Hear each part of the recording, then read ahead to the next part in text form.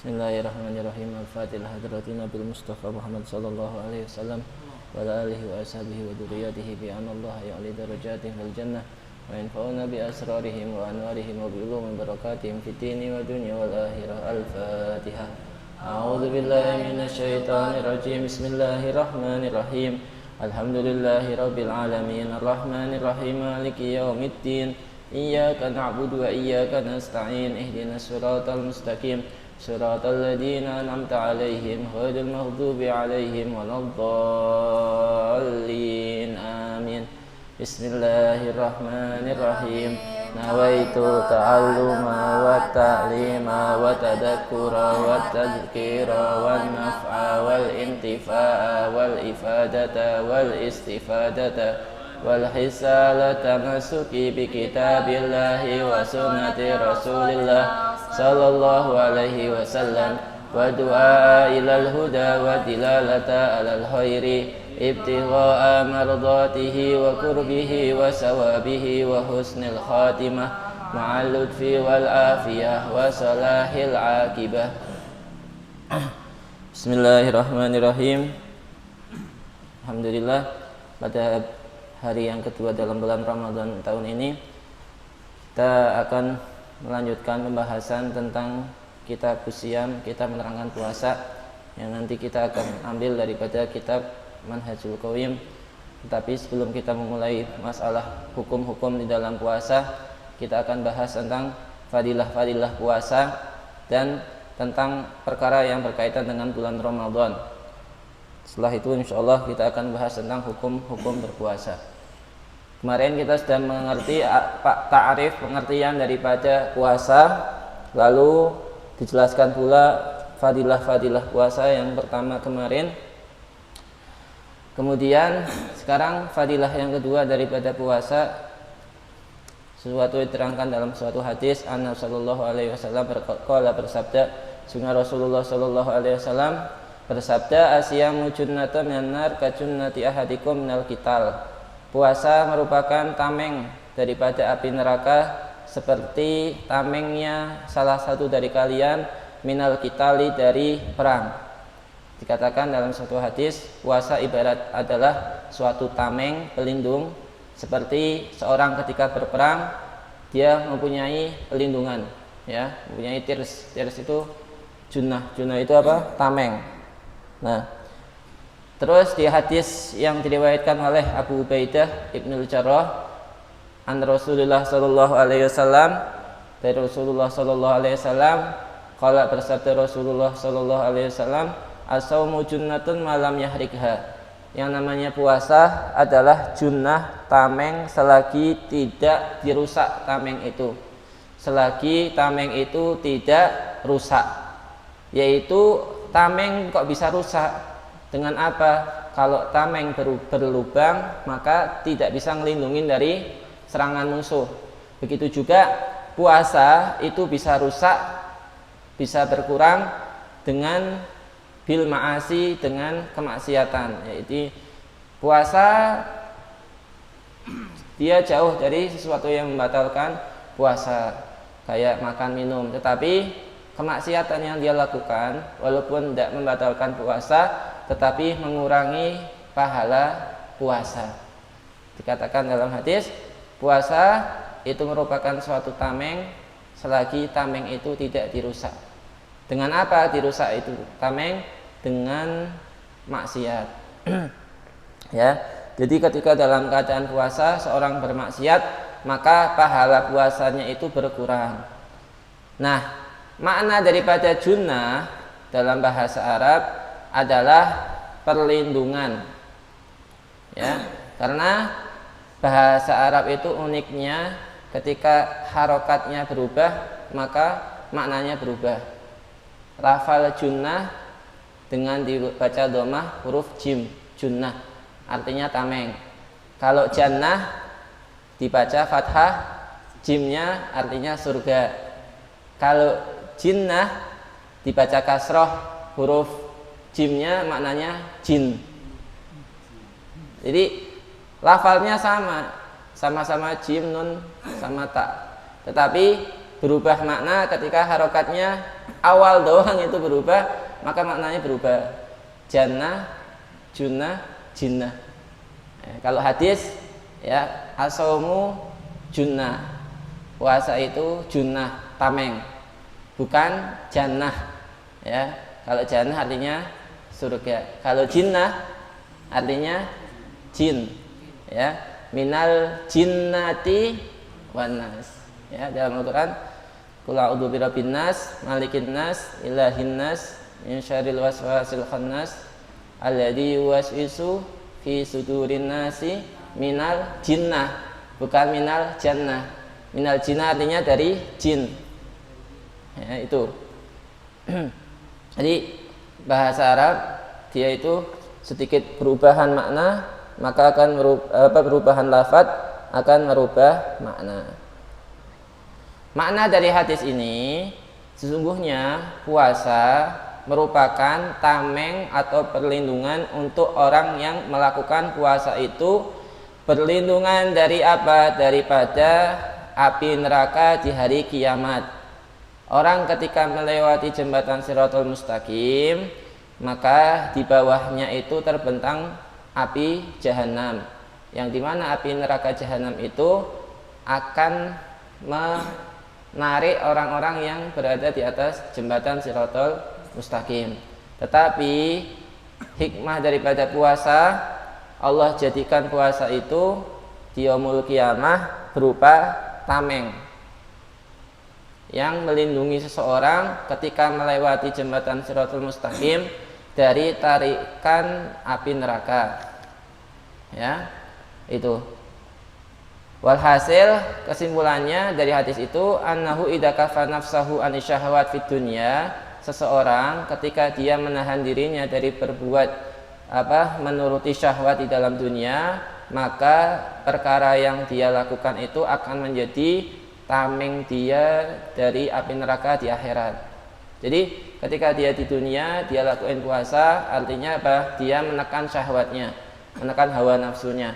Ketika dia itu melakukan itu, maka di akhirat ya dia terlindung daripada api neraka, karena api neraka itu tempatnya orang-orang yang dalam dunia itu melampiaskan syahwatnya, ya. Tempat-tempat orang yang bermaksiat di dunia, yang dia itu melampiaskan hawa nafsu di dunia, menuruti hawa nafsu, tempatnya dia di neraka.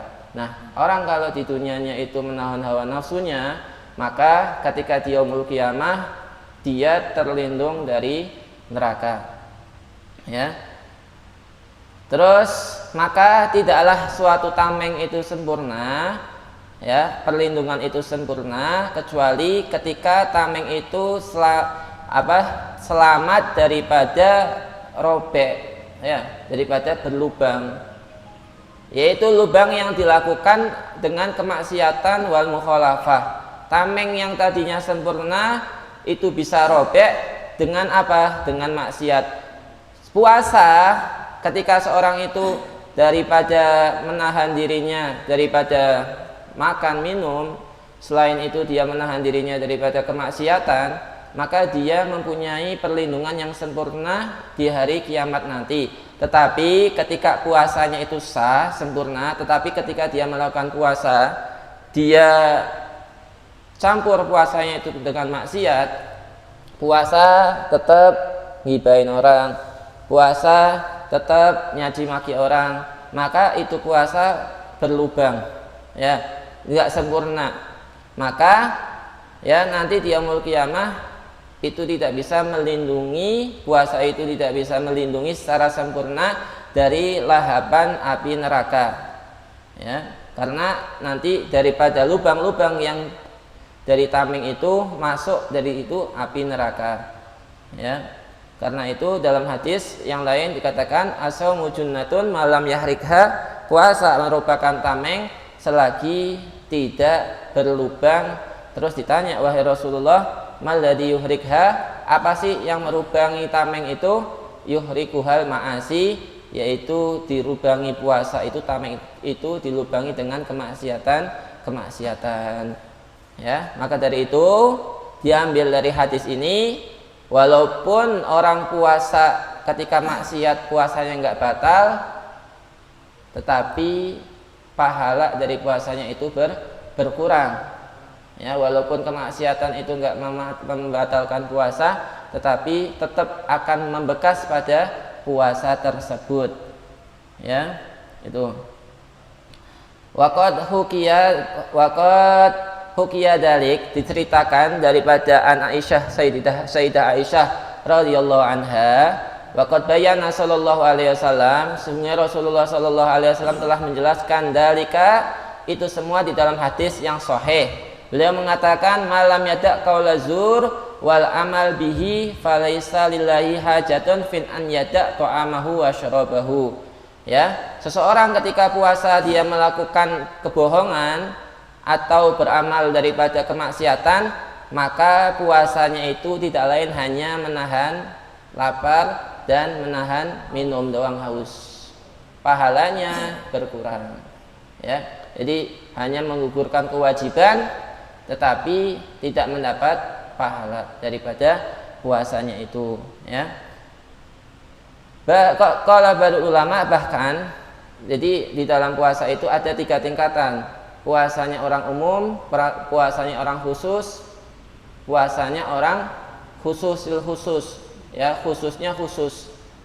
Udah khusus, dikhususin lagi. Pertama orang umum kayak kita. Orang umum kalau puasa yang penting nggak makan, nggak minum, puasanya sah. Ya, yang penting nggak melakukan sesuatu yang membatalkan puasa secara syar'i, hukum puasanya sah. Itu puasanya orang umum. Ada puasanya orang khusus, yaitu puasa dia nggak makan, nggak minum, ditambah dia nggak maksiat. Menurut mereka, ya, puasanya orang khusus ini kalau dia melakukan maksiat puasanya batal, nanti dia qadha.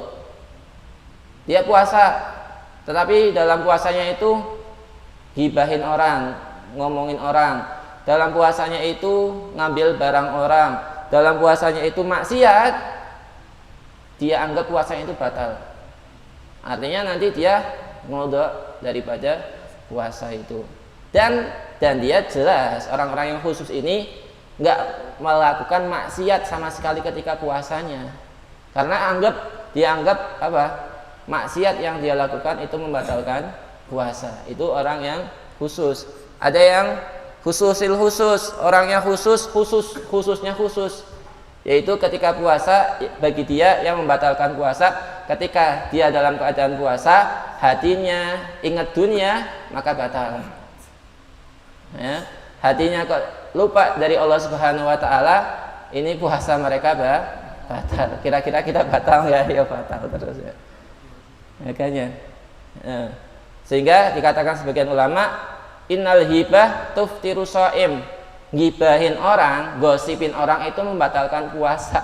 Sebagian ulama, ya, para ulama-ulama, sebagian mereka mengatakan gibahin orang itu membatalkan puasa. Kita batal nggak puasanya hari ini?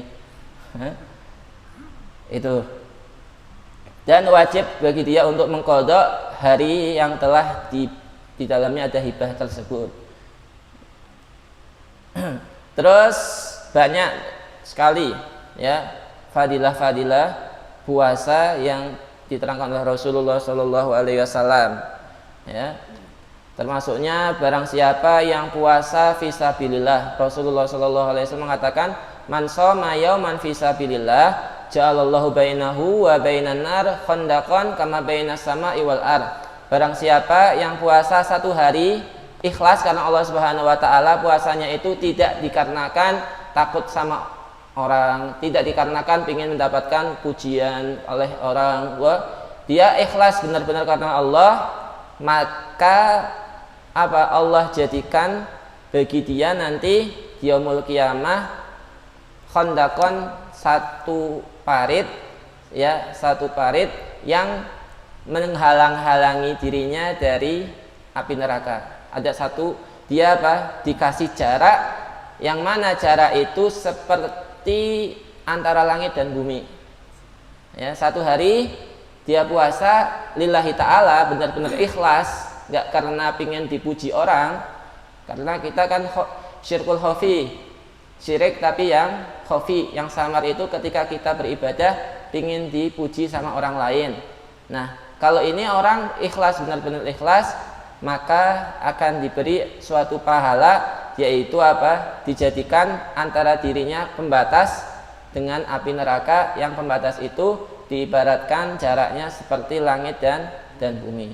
Dan masih banyak lagi hadis-hadis yang menerangkan tentang fadilah atau keutamaan daripada puasa, ya, seperti itu. Terus termasuk daripada faedahnya puasa, ya, min fawaidis siyam wa jazaa'uhul adim, termasuk faedahnya ketika kita puasa, selain daripada pahala yang disimpan, selain daripada pahala yang menjadikan penghalang daripada api neraka dan daripada penjauh daripada api neraka, yang jauhin kita dari api neraka, faedah puasa yang lain diantaranya ketika puasa kita tidak melakukan sesuatu kayak minum, ya, bahkan di hari-hari yang di situ panas pun kita jauhkan diri daripada makan dan minum. An-nasoim tahmilu masyaqqah ghaliban, ya, kebanyakan orang yang puasa itu jelas telah menahan sesuatu yang berat bagi dirinya karena untuk menjaga puasanya dan untuk mendapatkan ridhonya Allah Subhanahu wa taala. Walaisat masyaqqah matlubah lidatiha fa in shamal mu'min, ketika seorang yang beriman itu puasa, bersamaan di dalam puasanya itu rasa haus, panas, dan dia sabar atas itu semua, maka Allah Subhanahu wa taala yuski bihada sahibahu yaumul atus akbar, maka Allah Subhanahu wa taala akan membalas daripada kesabaran yang dilakukan oleh orang yang puasa di siang hari kan panas tuh, ya kan, panas kan, haus kan, tapi minum enggak. Nah, kesabaran dia dari menahan haus, kesabaran ini nantinya akan dibalas di hari atoshil akbar, di hari kehausan yang luar biasa, ya, ke hari atoshil akbar, yaitu di hari mahsyar, di hari kita kumpul semua di padang mahsyar. Di hari itu nanti semua manusia berada dalam kehausan yang luar biasa, karena, ya, di hari itu yuqta an wasail, manusia semuanya diputuskan daripada wasilah-wasilah di dunia. Nggak ada sumur untuk ditimba, nggak ada sungai untuk diminum airnya, nggak ada air hujan di yaumul qiyamah, ya, semuanya itu nggak ada. Kalau di dunia mungkin ketika seorang itu kekeringan, maka dia gali sumur bisa dapat air, atau dia sambung pipa, dia sambung air. Tetapi di yaumul qiyamah nggak ada usaha seperti itu. Di yaumul qiyamah nggak ada wasilah-wasilah, lantaran-lantaran orang itu mendapatkan air seperti di dunia. Kalau di dunia kan dia bisa usaha, ya, cari air dekat sungai, cari air, ya. Kalau di yaumul qiyamah nggak ada usaha seperti itu, sehingga dikatakan indama yakifuna sufi sahra fi ardil mahsyar, ketika manusia itu berdiri di padang mahsyar, wahum ala asyati ma yakunu min halin, dan mereka dalam keadaan yang sangat luar biasa susahnya. Di dalam hadis yusyaruna ala ardin bayda afra, di dalam hadis terangkan manusia akan digiring di bumi yang bayda, yang putih, afra kaqarsin naqi laisa fiha, ya, ilmun li ahadin. Manusia akan berdiri di suatu tempat yang bersih, yakifuna sufuh baina yadillahi ta'ala, ya, mereka bersof-sof, ya, berbaris-baris nanti di yaumul qiyamah. Dikatakan dalam Quran, yauma yaqumu ruhu wal malaikatu soffa, di hari manusia itu berdiri dan malaikat berbaris-baris di hari itu. La yatakalumuna, di hari itu nggak ada yang ngobrol, ya, capek nih, gimana nih, nggak ada yang ngobrol. Di hari itu semuanya diem, manusia diam, nggak ada yang berbicara, kecuali orang-orang yang diizinkan oleh Allah Subhanahu wa taala untuk berbicara di hari itu. Kalau kita misalnya waktu upacara capek, ya, mungkin kan masih bisa ngobrol sama temannya, lama banget nih ya, yang punya upacara nih, nah, kan bisa ya, atau ngumpet-ngumpet ke belakang ya, kamar mandi atau apa, beli es kan, kalau kita di dunia seperti itu. Tapi di yaumul qiyamah enggak, di yaumul qiyamah mereka berbaris dan enggak bisa lari dari barisan itu, dan enggak ada yang berbicara, semuanya diam manusia, semua kumpul dari zaman Nabi Adam sampai yaumul qiyamah kumpul dan enggak ada yang berbicara. La yatakalamuna, dalam Al-Qur'an mereka semua enggak ada yang berbicara. Illa man adinallahu rahman, ya, kecuali orang-orang yang diizinkan oleh Allah Subhanahu wa taala untuk berbicara. Wa qala sawaban, dan perkataan yang mereka katakan itu semuanya tidak ada yang bohong, tidak ada yang bisa bohong di yaumul qiyamah. Ya, dalam wa fi dzalikal yaum, di hari itu yusma'un nas, dikumpulkan manusia dari zaman Nabi Adam sampai zaman yaumul qiyamah di satu tempat. Yasma'hum da'i wa yanfudul basar, dan di hari itu matahari dekat. Fayabluhuna sunnal gham wal karab, manusia berada dalam kesusahan yang sangat luar biasa. Malam yatikuna walayah tamiluna, yang tidak mereka bisa tahan, ya, yang enggak bisa mereka atasi. Yakifuna susufufan, mereka berbaris. Uratan, telanjang. Bila siapin, tanpa pakaian sehelai pun. Hufatan, telanjang kaki, enggak pakai sandal, ya. Waqad asharathumul hararatu syadidah, telah memanaskan mereka rasa panas yang sangat luar biasa. Wa qarabatus syams, dan matahari yang ada di hari itu dekat, kasiron, dekat sekali, min ru'usihim, dari kepala-kepala mereka. Mataharinya dekat banget di hari itu. Kalau ini kan mataharinya jauh, ya, berapa ribu kilometer, juta kilometer. Tapi waktu itu matahari sangat dekat. Wa harakumul araq, dan tenggelam mereka daripada keringat yang keluar daripada kepanasan itu, menenggelamkan mereka semua. Ada yang tenggelam sampai ke mata kaki, ada yang tenggelam sampai ke lutut, ada yang tenggelam sampai ke pinggang, ada yang tenggelam sampai ke leher, sehingga mereka terjerat oleh keringatnya masing-masing, keringat di hari itu. Dan keadaan mereka itu, ya, berdasarkan amal ibadah yang mereka lakukan di dunianya, ya. Barang siapa yang umurnya dihabiskan untuk ibadah kepada Allah, maka dia terselamatkan daripada tenggelam dari keringat. Barang siapa yang ibadahnya masih kecampur sama maksiat dan dia tidak sempat untuk taubat, ya berarti nanti di yaumul qiyamah akan merasakan kesusahan daripada yaumul mahsyar tersebut. Wa balagha bihi minal gham wal karb ma la yadikun wastada bihimul atash. Walaupun di situ keringatnya banyak, tetapi tetap mereka dalam keadaan kehausan.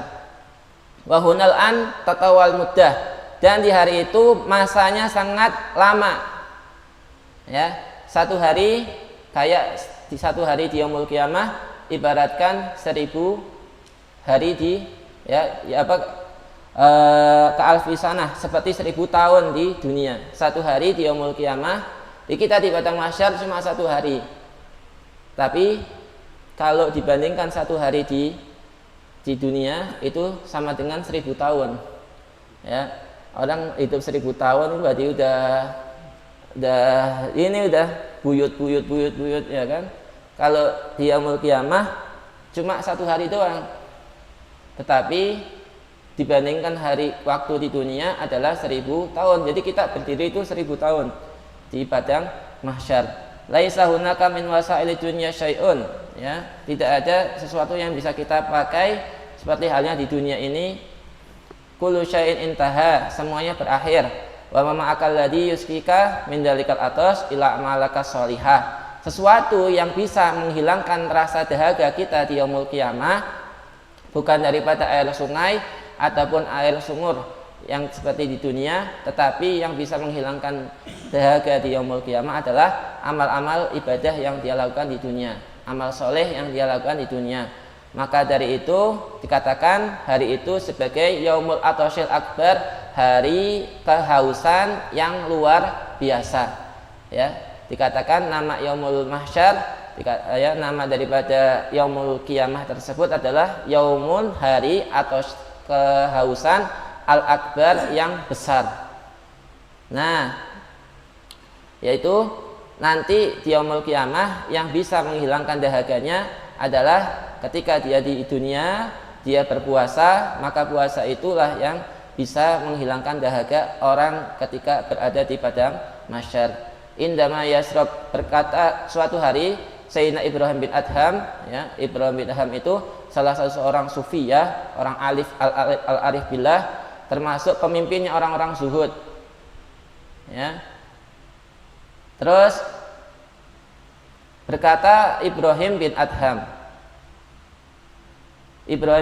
mengatakan ketika dia minum air zam-zam, dia doa. Kan air zam-zam itu kalau kamu niatkan hasil daripada maksud tujuan kamu. Kalau saya niat doa ketika minum air zam-zam itu kabul doanya. Ya niatkan misalnya futuh sebagai orang alim, ya bisa kabul dengan minum air zam-zam. Nah, Ibrahim bin Adham ketika minum air zam-zam termasuk mustajab. Ketika minum air zam-zam kita doa, yang didoakan apa? Doanya Ibrahim bin Adham, Allahumma innahu balaghani, ya Allah sungguhnya telah sampai kepadaku anna nabiyaka Muhammad, nabimu Nabi Muhammad sallallahu alaihi wasallam bersabda, ma'u zamzam lima syuribalah, air zam-zam itu apa yang diniatkan bagi orang yang meminumnya akan hasil. Ya Allah, saya minta ketika minum air zam-zam ini, niat saya agar di hari yaumul qiyamah saya tidak dijadikan orang yang haus. Ya, pintar doanya. Kalau kita kan doa jadi orang kaya, jadi orang punya uang banyak. Kalau ini minta doanya apa? Supaya nanti di yaumul qiyamah tidak dijadikan sebagai orang yang kehausan. Yaitu pokoknya intinya apa? Di hari kiamat tersebut akan terjadi suatu kelaparan, kehausan yang luar biasa. Maka dari itu pahala puasalah yang nanti dijadikan oleh Allah Subhanahu wa taala sebagai penghilang rasa haus di yaumul qiyamah. Kalau orang di dunia bulan Ramadan, ya, sahur tapi siang-siangnya minum, nanti di yaumul qiyamah ya dia ya haus, kan udah minum. Di yaumul qiyamah nggak ada minuman bagi dia. Kalau dia di Ramadan dia jaga dari mana minum, batalin puasa, nanti di yaumul qiyamah balasannya, di yaumul qiyamah balasannya dijauhkan dia dari kehausan. Fayusqillahu man kana shaiman fid dunya, maka Allah akan memberikan rasa segar, dihilangkan rasa dahaga ketika orang itu berpuasa ketika dia hidup di dunia. Ya kalau sudah yaumul qiyamah nggak ada puasa, istilah udah kenapa puasa sekarang nggak ada. Ya kesempatan cuma sekali. Ya. Watah milu masyaqatul har wal atas fiha yaumul qiyamah. Faqad warada anna sariyatan kanat musafirah fil bahar fil lailatul mutlimah minas sahabah. Diriwayatkan ada seorang sariyah, ya, seorang budak, yang mana budak tersebut melakukan perjalanan di lautan. Jadi budak ini sariyah atau tawanan tersebut, sariyah tawanan, suatu hari melakukan perjalanan di laut. Fi lailatin mutlimah, ketika malam hari yang gelap. Ya, ini orang sahabat. Seorang sahabat tersebut melakukan satu perjalanan di lautan di hari yang gelap, di malam yang gelap. Fihim Abu Musa al-Ash'ari, yang di dalam rombongan ini, rombongannya itu ada salah satu sahabat yang namanya Abu Musa al-Ash'ari radhiyallahu anhu. Qala, berkata Abu Musa al-Ash'ari, ya, cerita ini Abu Musa al-Ash'ari, bainama nahnu fil bahar, suatu hari kita sedang melakukan perjalanan di laut, huzatan, tujuannya untuk perang. Id munadiyan yunadi, tiba-tiba ada suara yang memanggil, ya ahlas safinah, wahai orang yang berada di kapal, ala uhbirukum, apakah kamu ingin saya beri berita biqadain, suatu qada, ya, suatu keputusan qadallahu ala nafsi yang Allah putuskan. Qala, lalu berkata Abu Musa al-Asy'ari, bala, tentu saja. Apa itu? Qala fa innallaha qada ala nafsihi, sesungguhnya Allah telah memutuskan, aima abdun, seorang hamba, attosa, yang kehausan, ya, membuat haus dirinya karena Allah Subhanahu wa taala, fid dunya yauman, satu hari dia berpuasa, dirinya itu niat untuk puasa satu hari karena Allah Subhanahu wa taala, kana haqqan 'alallah ayarwihi yaumal qiyamah, maka Allah akan membuat dirinya itu segar, hilang rasa haus di hari kiamat. Ini adalah riwayat dari Abu Musa al-Asy'ari. Terus, ya, dan masih banyak lagi fadilah-fadilah daripada puasa. Nah, setelah itu kita akan membahas tentang Ramadan. Kita sudah membahas tentang puasa, fadilah puasa. Nah, sekarang kita akan membahas tentang Ramadan siapa, ya. Ramadan merupakan bulan yang paling utama di antara bulan-bulan Hijriyah yang lain. Dikatakan Ramadan adalah pemimpin bulan-bulan Hijriyah. Muharram, Safar, Rabiul Awal, Rabiul Tsani, Jumadil Ula, Jumadil Tsani, ya, semuanya pemimpin daripada bulan adalah Ramadan. Kenapa? Karena bulan Ramadan merupakan bulan yang paling utama dan bulan yang paling barokah. Ya. Di antaranya sebab apa? Di dalamnya diturunkan Al-Qur'an. Terus apa lagi? Di dalamnya ada malam yang lebih utama daripada 1000 malam. Ya. 1000 bulan, ya. Satu malam yang lebih utama min alfi syahrin, yang lebih utama dari 1000 bulan. Dan masih banyak keutamaan bulan Ramadan yang lainnya. Bulan Ramadan sendiri, kenapa dikatakan bulan Ramadan?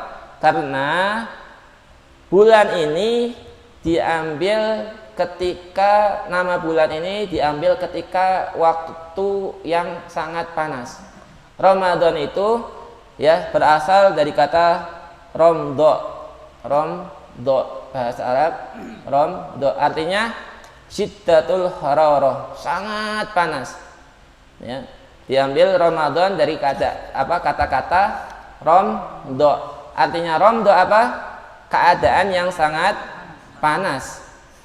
Dan juga, ya, nama Ramadan itu diambil karena apa?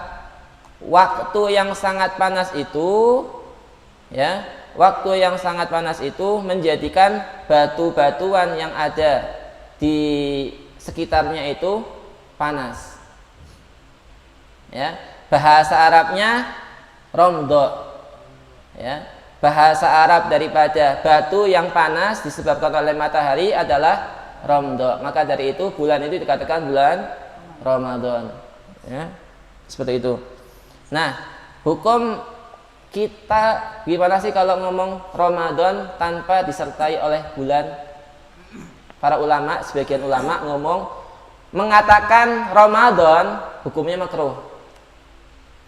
Bagaimana? Yang sebaiknya ngomongnya bulan Ramadan.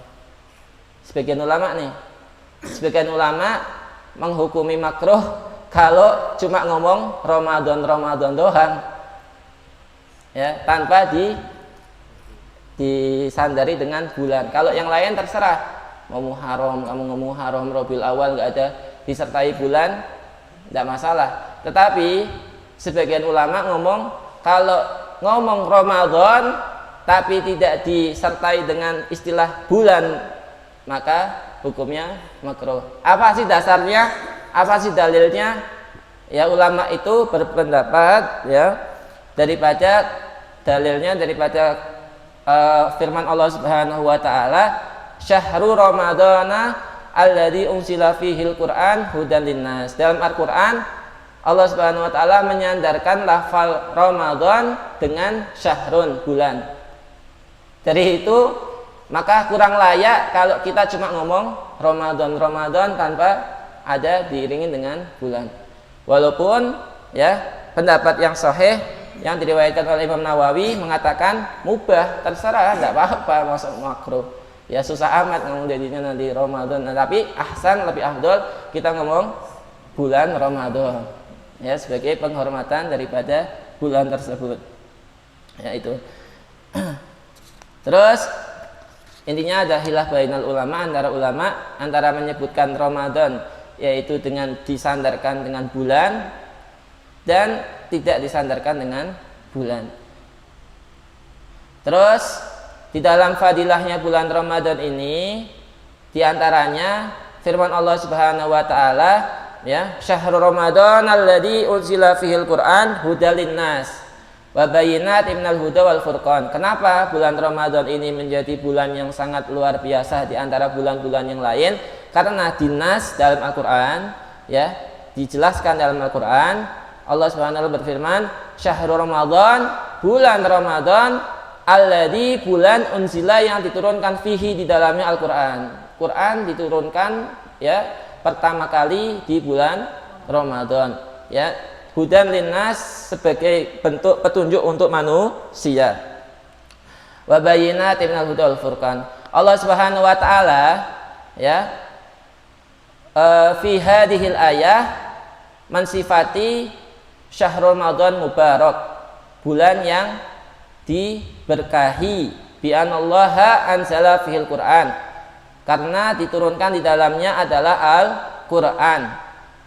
Bahkan sebagian ulama, para ahli tafsir mengambil daripada ayat ini mengatakan semua kitab-kitab samawiyah, kitab-kitab Taurat, Injil, Zabur dan kitab-kitab yang lain itu diturunkan di bulan Ramadan juga.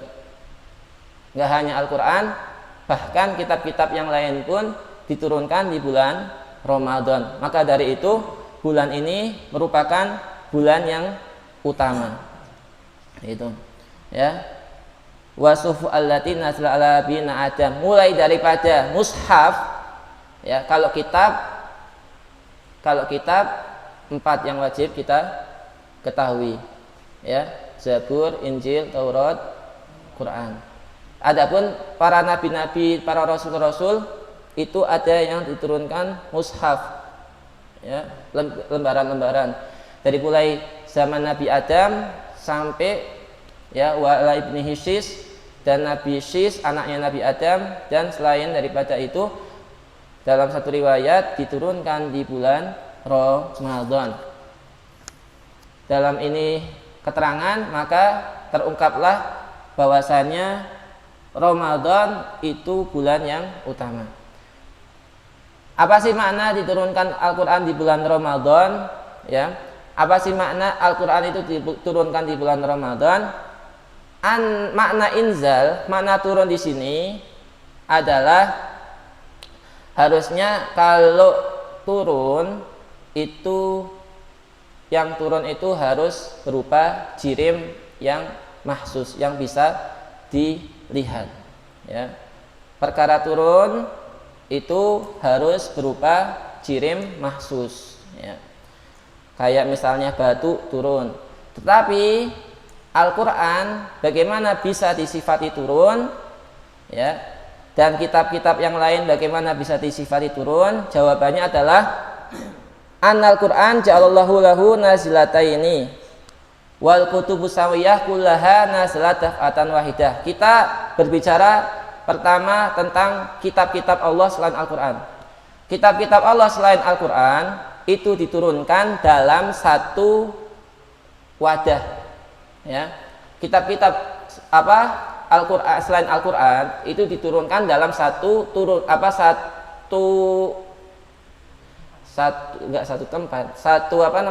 kali turunnya. Beda Al-Quran kan? Al-Quran diturunkan secara beruntun. Iya, bertahap. Kalau kitab-kitab yang lain itu tidak. Nah, kitab yang turun selain Al-Quran itu berupa lembaran-lembaran langsung dari langit yang turun untuk para nabi-nabinya. Misalnya kitab Taurat turun berupa bentuk kitab dari langit langsung. lembaran-lembaran yang diterima oleh Nabiullah Musa. Beda dengan Al-Quran. Kalau Al-Quran itu turun dari Lauhil Mahfud, bentuknya lembaran, tetapi lembaran itu diturunkan nggak langsung ke bumi, diturunkan ya ke Baitul Izzah, langit pertama.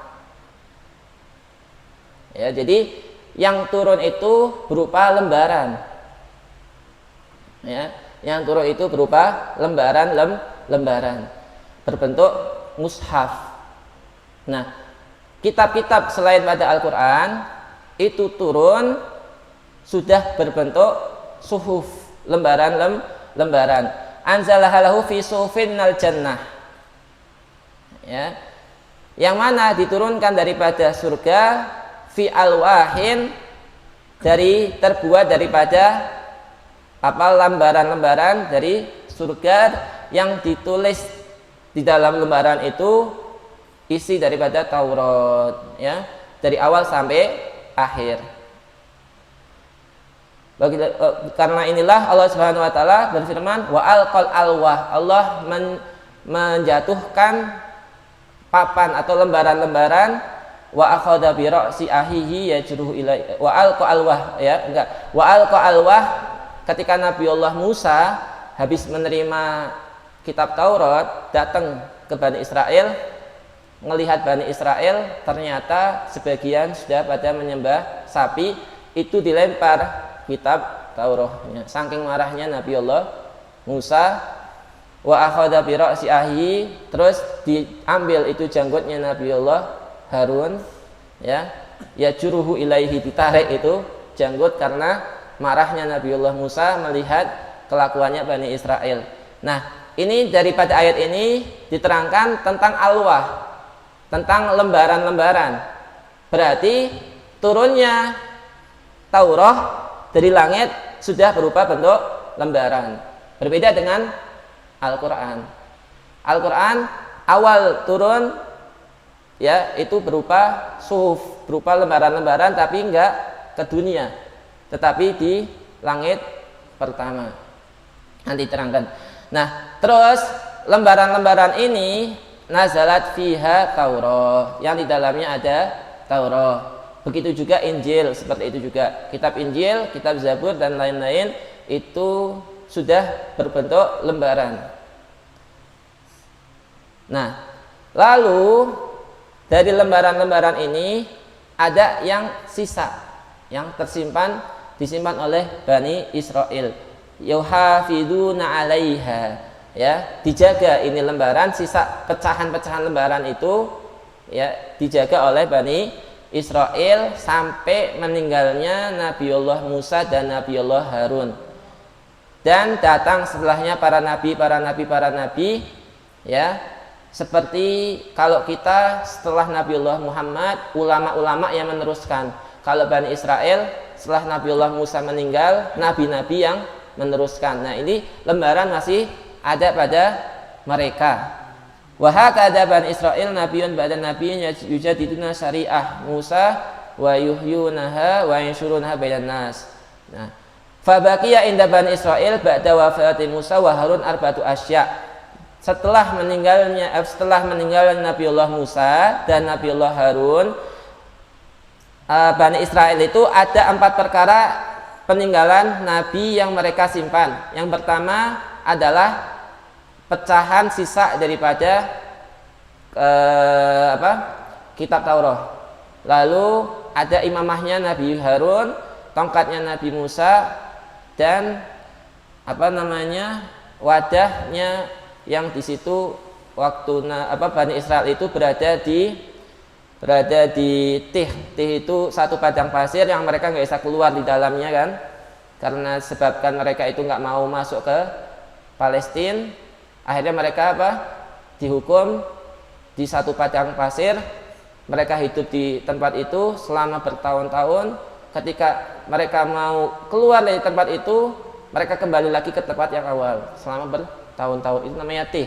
Nah, mereka makan dari mana? Allah turunkan madu, ya, dan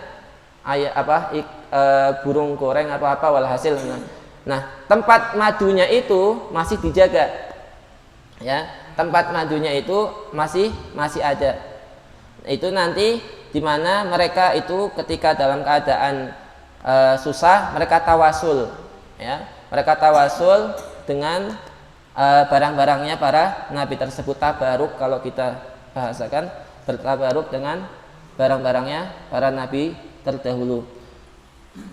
Bahkan ketika mereka itu mau perang, ya, mereka bawa peti yang di dalamnya itu ada peninggalannya Nabi Musa, Nabi Harun, ya, sehingga Allah Subhanahu wa taala itu membuat pertolongan kepada mereka daripada musuh-musuhnya dengan wasilah barang-barang para nabi tersebut, ya, seperti itu. Terus nah, dalam Al-Quran, turunnya Al-Quran itu ada dua kali, ya. Yang pertama, Quran turun berupa lembaran-lembaran yang turunnya itu berada di Sama'ud Dunya yang disebut Baitul Izzah. Dari Lauhil Mahfud turun nggak langsung ke bumi, tapi turun di langit pertama, atau sebutannya Baitul Izzah. Lalu turun yang kedua itu apa? Bidayatun nuzuli ala Nabi sallallahu alaihi wasallam bitafsil. Nah, turun daripada Baitul Izzah, langit pertama, menuju ke Rasulullah sallallahu alaihi wasallam itu mipil, ya. Berapa ayat itu. Terus anzalallahu ala Nabi sallallahu alaihi wasallam fil layali wal ayami fi salasi wa isrina sanah, selama 23 tahun. Sempurnanya selama 23 tahun itu.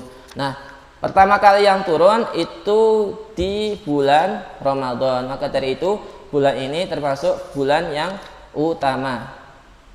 Dan di antara keutamaan-keutamaan yang lain dari bulan ini, insyaallah kita lanjutkan yang akan datang. Wallahu a'lam bishawab.